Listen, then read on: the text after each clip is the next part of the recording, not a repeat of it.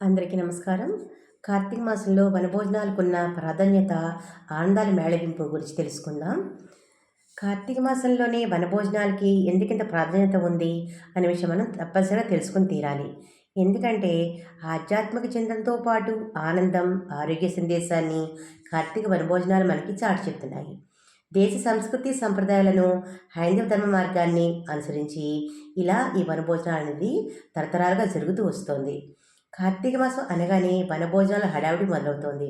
ఊరు వాడ సందడిగా ఉంటుంది. వనభోజనాల ప్రసక్తి అనేది ధార్మిక గ్రంథాల్లో ఉంది.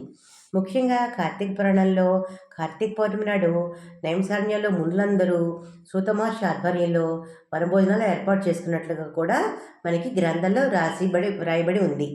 ఉసిరి చెట్టు కింద కార్తీక దామోదరునిగా ప్రఖ్యాతుడైన శ్రీహరి ప్రతిమను ప్రతిష్ఠించి ఉసిరికలతో శ్రీహరిని పూజించి గోవింద నామస్మరణ చేస్తూ షోడశోపచారాలతో పూజించి తర్వాత వనభోజనాలు చేశారట వాళ్ళు కూడా అలాగా.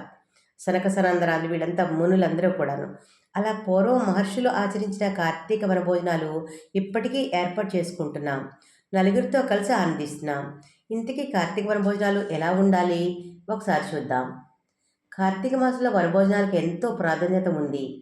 కార్తీక మాసంలో వనభోజనాలకి ఎంత ప్రాధాన్యత ఉందని మనం చెప్పుకుంటూనే ఉన్నాము. కానీ మనం చెప్పుకున్న ముందే ఆధ్యాత్మిక చింతనతో పాటు ఆనందం, ఆరోగ్యం కూడా తీసుకొస్తుంది ఈ కార్తీక వనభోజనాలు అని. దేశ సంస్కృతి సాంప్రదాయాలను, హైందవ ధర్మాన్ని, ఆ ధర్మ మార్గాన్ని అనుసరించి అనాదిగా వస్తున్న ఎన్నో పర్వదినాలను మనం పాటిస్తూ వస్తున్నాం. అందులో భాగమే కార్తీక మాసంలో జరుపుకునే వన సమారాధన కార్యక్రమం కూడా. దీనినే కార్తీక వనభోజనాలు, కార్తీక వన సమారాధన అని చెప్తూ ఉంటారు. అయితే భారతీయ ఆయుర్వేదంలో వృక్షజాతికి ఉన్న ప్రాముఖ్యత గురించి తెలుసుకుందాం. భారతీయ ఆయుర్వేదంలో వృక్షజాతికి ఎంతో ప్రాముఖ్యత ఉన్నమాట మనందరికీ తెలిసిందే. అందుకే మంచు కురిసే సమయంలో ఉసిరి చెట్టు కింద విష్ణువుని పూజించి వండిన ఆహారాన్ని ఆ చెట్టు కిందే ఆరగిస్తే కార్తీక మాసంలో గొప్ప పుణ్యఫలం దక్కుతుందని కార్తీక పురాణం చెప్తోంది. ప్రత్యేకించి ఆదివారాలు, ఇతర సెలవు దినాల్లో కార్తీక వనభోజనాల సమీప ఉద్యానవనాల్లో, తోటల్లో, నదీ ప్రాంతాల్లో, సముద్ర తీర ప్రాంతాల్లో జరుపుకుంటూ ఉంటారు చాలామంది. భక్తి, ఆధ్యాత్మికత అనే భావం కూడా ఇందులో నెలకొల్పబడుతుందన్నమాట ఈ కార్తీక వన సమారాధన వల్ల. పచ్చని చెట్లు, ఆహ్లాదకరమైన వాతావరణంలో కుటుంబ సభ్యులు, బంధుమిత్రులు సపరివార సహితంగా విందు భోజనాలు చేయడం, దీని వెనుక ఉన్న భక్తి, ఆధ్యాత్మిక భావనలు మెండుగా ఉన్నాయి. అవేంటో చూద్దామా? కార్తీక మాసంలో ఉసిరి చెట్టు కింద విష్ణు భగవాన్ని ఎన్ని పుష్పాలతో పూజిస్తే వాటి సంఖ్యను బట్టి అన్ని అశ్వమేధ యాగాల ఫలం దక్కుతుందని కార్తీక పురాణంలోనే లిఖించబడి ఉంది.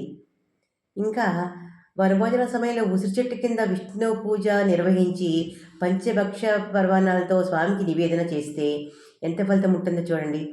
ఉసిరి చెట్టు కింద విష్ణు పూజ నిర్వహించి అలా పంచభక్ష పర్వాణాలతో స్వామికి నివేదించి అనంతరం బ్రాహ్మణులకు దానాలు ఇచ్చి బంధుమిత్ర సపరివార సహితంగా భుజిస్తే అఖిలాండ భూమండలంలో ఉన్న సమస్త పుణ్యక్షేత్రాల్లో మహావిష్ణువుని కొలిచిన పుణ్యఫలం దక్కుతుందని ప్రతీతి ఉందట. చూడండి ఎంత గొప్పతనం ఉందో. అలాగే ఇక్కడ ఇంకా అన్నమాట పిల్లల్ని ఎంకరేజ్ చేస్తూ కూడా ఈ వనభోజనాల సమయంలో కళాప్రావీణ్య ప్రదర్శనకు చక్కటి వేదిక. పిల్లలకి పాటల పోటీలు పెట్టడం, ఆటల పోటీలు పెట్టడం ఇవన్నీ కూడా ఉంటాయి చూడండి. కేవలం భోజనాలకే పరిమితం కాకుండా ఆటపాటలు, కబుర్లు, ఇంకా చక్కని వేదిక ఇది. పిల్లలు, పెద్దల్లో ఉన్న సృజనాత్మకతను తట్టి లేపే క్రీడలు, నృత్యాలు, సంగీత కచేరీలు నిర్వహించడానికి మంచి అవకాశం. వనభోజనాల మధుర స్మృతులు జీవితాంతం గుర్తుండిపోతాయి.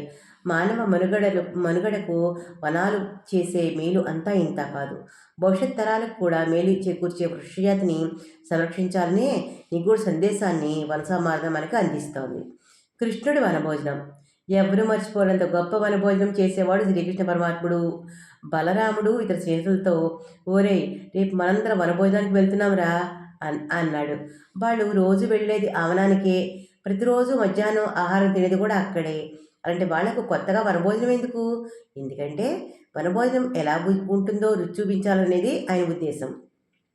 అందరూ పొద్దున్నే లేచారు. గోపాల బాలురికి ఉండే లక్షణం ఏంటంటే వాళ్ళు ఉదయం స్నానం చేయరు, సాయంకాలం వచ్చి స్నానం చేస్తుంటారు. అందుకే వాళ్ళు ఎప్పుడు చద్దనమే తింటారు. ప్రతిరోజు మాదిరిగానే అన్నం మూట కట్టుకుని వనభోజనానికి వెళ్దాం పదా అని బయలుదేరారు. అక్కడ కృష్ణుడు చూపించిన లీలలు ఒకటా రెండా? కృష్ణుడు వనభోజనం గురించి తెలుసుకుందాం. అందుకే వనం అంటే బ్రహ్మం కాబట్టి బ్రహ్మాన్ని ఆరగించడం అని అర్థం. అంటే కృష్ణ భగవానుడి లీలని ఆస్వాదించడమే వనభోజనం. ఆ వనభోజనంలో ఏ అరమరికలు లేవు. అలాగే గోపాలురు కృష్ణుడితో తారతమ్య భేదాలు లేవు. మనం కూడా వనంలోకి వెళ్ళి అవిసె చెట్టు కింద తులసి బృందావనంలో చక్కగా వంట చేసుకుని పరమేశ్వరుడి మహా నైవేద్యం పెట్టి అందరూ ఒకటిగా నిలబడి అన్నం తిని ఆ ప్రకృతి అనుగ్రహాన్ని పరమాత్మ అనుగ్రహాన్ని పొంది ఇంటికి తిరిగి రావడానికి వనభోజనం అని పేరు. వనభోజనం ఎందుకు నిర్దేశించారో అందుకే చేయాలి. చేయకూడని పనుల కోసం వనభోజనానికి వెళ్ళకూడదు. ముక్తికే కాదు సమైక్యతకు కూడా, చక్కటి ఆరోగ్యానికి కూడా ఈ వనభోజనాలు. ప్రకృతి వనభోజనం కార్తీక మాస పూజా విధుల్లో ముఖ్యమైంది. కార్తీక మాసంలో వనభోజనం ఆచరించడం ఆధ్యాత్మిక సామాజిక భావాలను పెంచుతుంది. ముక్తికే కాదు సమైక్యతకు, చక్కని ఆరోగ్యానికి దోహదపడతాయి. పర్యావరణ పరిరక్షణకు తోడ్పడతాయి. వనభోజనం అంటే పచ్చటి ఆకుల మధ్య ప్రకృతిలో మమేకమై ప్రకృతిని నివేదించి అందరూ కలిసి ఆనందించడం, ఆరగించడం, ఆ తర్వాత అందరూ కలిసి వండిన పదార్థాలను దేవునికి నివేదించి ఉసిరిక, అశ్వత్థ బిల్వ తదితర వృక్ష నీడలో సామూహిక భోజనం చేస్తారు.